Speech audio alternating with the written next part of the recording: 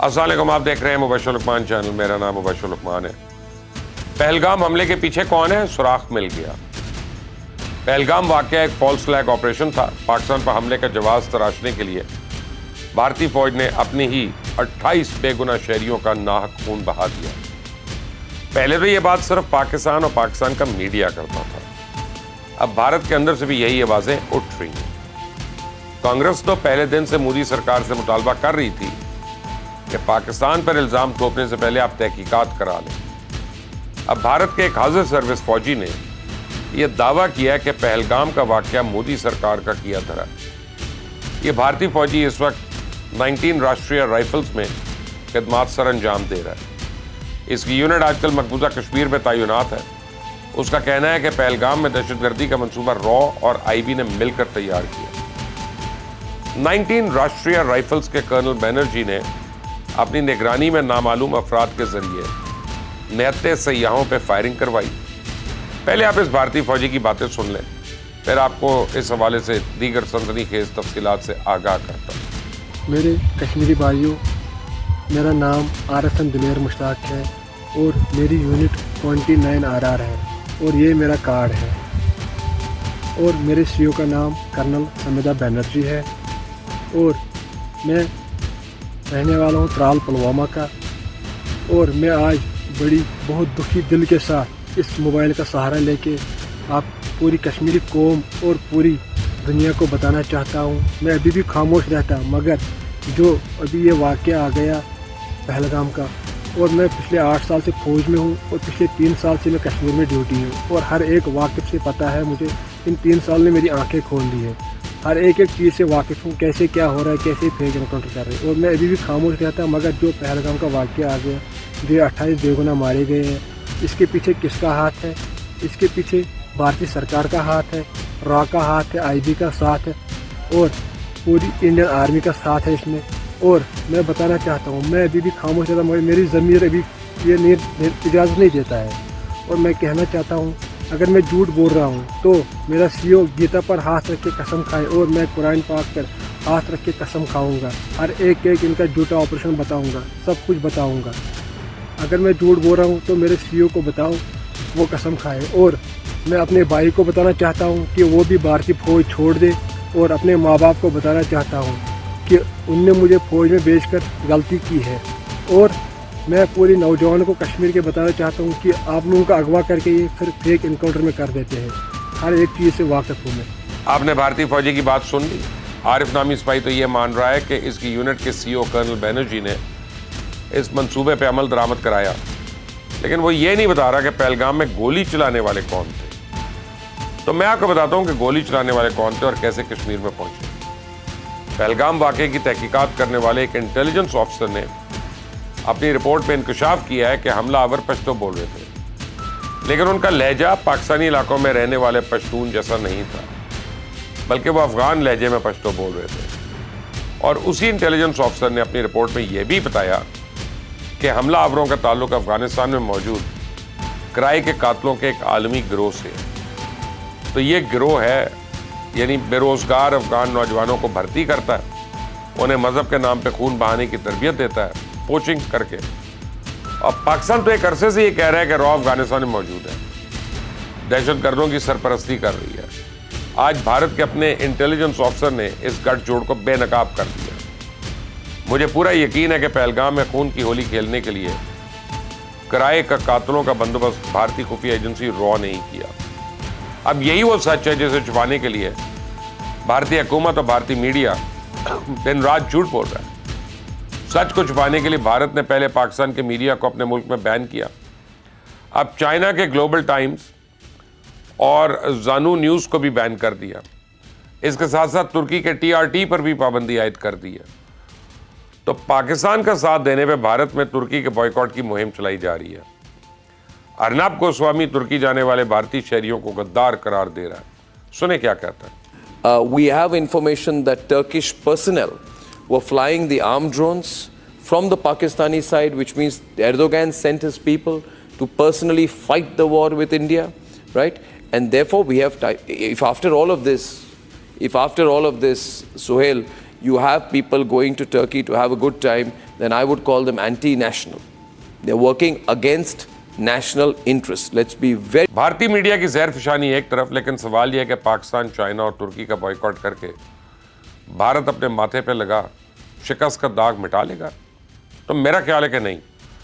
मोदी, अमित शाह, राजनाथ सिंह, ये वो तीन का टोला है जो घर में घुसकर मारने की धमकी दिया करते थे। भारत के ये तीनों महान लीडर आजकल ये देखने के लिए पूरे भारत में मारे मारे फिर रहे हैं कि पाकिस्तान ने कहां कहां घुस के मारा है। कल सरेंडर मोदी आदमपुर एयरबेस गया, आज राजनाथ सिंह जम्मू में है। दोनों ने अपनी आंखों से देख लिया कि घर में घुसकर मारते कैसे हैं। तो भारतीय सेना तो इस कदर खौफजदा है कि उसे डर है कि अगर पाकिस्तान ने फिर हमला कर दिया तो हम कुछ कर नहीं पाएंगे। तो भारतीय सेना जानती है कि इसका फ़िज़ाई दिफाई निज़ाम जो है वो तो तबाह हो चुका है। सरहद के आसपास के तमाम एयर बेसिस खंडर बन चुके हैं। उनके फाइटर जेट सब लड़ने के काबिल नहीं रहे, और यही है वो खौफ जो पूरे भारत को रात भर सोने नहीं देता। भारतीय DGMO ने आज सुबह सवेरे हॉटलाइन पर फिर पाकिस्तानी हम मनसब से रब्ता किया, हमारे DGMO से बात की, और जंगबंदी के बाद दोनों ममालिक के दरमियान ये तीसरा रब्ता है। भारतीय DGMO ने आज फिर पाकिस्तान से जंगबंदी का मुतालबा या मुआहदा बरकरार रखने की मिन्नत की। पाकिस्तान ने भारत की जंगबंदी की दरख्वास्त को कबूल करते हुए जज्बा खैर सगाली के तहत BSF के एक नौजवान को भारत के हवाले कर दिया। अब पूर्णम कुमार फिरोजपुर बॉर्डर पर तैनात था। पिछले महीने 23 अप्रैल को उसने गलती से सरहद पार कर ली थी। पाक फौज ने इस संगीन गलती पे इसको माफ़ कर दिया, लेकिन पूर्णम कुमार का अपना मुल्क भारत अब उसको हरगिज़ माफ़ नहीं करेगा, क्योंकि भारत ने तो अभिनंदन को भी माफ़ नहीं किया। मुझे यकीन है कि अभिनंदन की तरह पूर्णम कुमार भी एक लंबा अरसा ज़ेर तफ्तीश रहेगा। तफ्तीश के दौरान उसे वहशियाना तशद्दुद होगा। अभिनंदन की तरह शायद उसकी जान तो बच जाए, लेकिन नौकरी और पेंशन से ज़रूर हाथ धो बैठेगा। आप लिख लें मेरी बात, इंशाअल्लाह हम भारत के टुकड़े टुकड़े होता देखेंगे इसी जन्म में। भारत में मज़ीद 8 पाकिस्तान बनेंगे इंशाअल्लाह। एक खालिस्तान बनेगा, जबकि चाइना भी अपने तमाम इलाके भारतीय कब्जे से आज़ाद कराएगा। चाइना ने एक नया कमाल किया। चाइनीज़ वज़ारत ख़ारजा के तर्जुमान ने भारत के ज़ेर कब्ज़ा 27 मुकामात के नाम तब्दील करके उनको अपना हिस्सा ज़ाहिर कर दिया। ये 27 मकामात इस वक्त अरुणाचल प्रदेश में शामिल हैं, लेकिन चीन के जारी करदा नए नक्शे में इस इलाके को ज़ेंगियान रीजन का नाम दिया गया। ज़ेंगियान रीजन तारीखी तौर पर कदीम जनूबी तिब्बत का हिस्सा है, लेकिन भारत ने नाजायज़ तौर पर इन चाइनीज़ इलाकों पर अपना कब्ज़ा जमा रखा है। तो भारत को भी इलाका छोड़ना होगा, वरना किसी भी दिन चाइनीज़ फ़ौज जो है अपने इलाके आज़ाद करा लेगी और भारत में दाखिल हो जाएगी। आज मैं आपको ये खबर दे रहा हूँ कि बहुत जल्द होने वाला है। मैं, आप, हम सब भारत के टुकड़े होते देखेंगे इंशाअल्लाह। हर गुजरते दिन के साथ साथ भारत की नाकामियों का सिलसिला तवील होता जा रहा है। भारत को रोज़ाना अस्करी, सफारती, सहाफ़ती और अवामी महाज पे ज़िल्लत और रुसवाई का सामना करना पड़ता है। पिछले 3 दिन से भारतीय मीडिया वावेला कर रहा था कि भारतीय मिसाइल हमले से पाकिस्तान के एटमी असासों को नुकसान पहुंचा है। आज बैनुल-अक़वामी एटमी तवानाई एजेंसी ने भारत के इस दावे को मुस्तरद कर दिया। IAEA ने ऐलान कर दिया कि पाकिस्तान के एटमी असासे महफूज हैं और किसी न्यूक्लियर साइट पर ताबकारी के अखराज के शवाहिद नहीं मिले। तो मैंने आपको कल बताया था ना कि पाकिस्तान के मिसाइल हमले से ब्यास में वाक़ भारतीय न्यूक्लियर साइट को शदीद नुकसान पहुंचा है। भारत ने अपने इस नुकसान को दुनिया से छुपाने की कोशिश की। भारत में हिम्मत है तो वो IAEA से अपनी न्यूक्लियर साइट का मुआयना करा ले। भारत अपनी शिकस्त से पर्दा डालने के लिए इस इलाके में बसने वाले हज़ारों इंसानों की ज़िंदगियाँ क्यों खतरे में डाल रहा है? खुशखबरी ये है कि सिंध तास मुआहदे पर वर्ल्ड बैंक ने भारत के मौक़िफ़ को यकसर मुस्तरद कर दिया। आलमी बैंक के सदर ने वाज़े कर दिया कि भारत अस खुद ना तो इस मुआहदे को मुअत्तल कर सकता है, ना ही उसमें रद्द-बदल करने का कोई मुजाज़ है। क्या हुआ? Watch this. The treaty is not suspended. It's technically called something in abeyance, is how the Indian government worded it. There is no provision in the treaty to allow for suspension, the way it was drawn up. It either needs to be gone or it needs to be replaced by another one. That requires the two countries to want to agree. The World Bank's role is basically that of a facilitator if they disagree, not by us making a decision, but by us being the party that goes through a process to find a neutral expert or an arbitrator court to settle it. दूसरी खुशखबरी ये है कि अब पूरी दुनिया पाकिस्तान की दिफाई सलाहियत को एहतराम की निगाह से देख रही है। इंडियन तैयारों की तबाही के बाद पहले इंडोनेशिया ने राफेल तैयारों की खरीदारी रोक दी। इंडोनेशिया ने राफेल तैयारों की खरीदारी रोक दी और अब यूएई ने 40 राफेल तैयारों की खरीदारी भी मुअत्तल कर दी है। ये J-10C और PL-15 का कमाल है।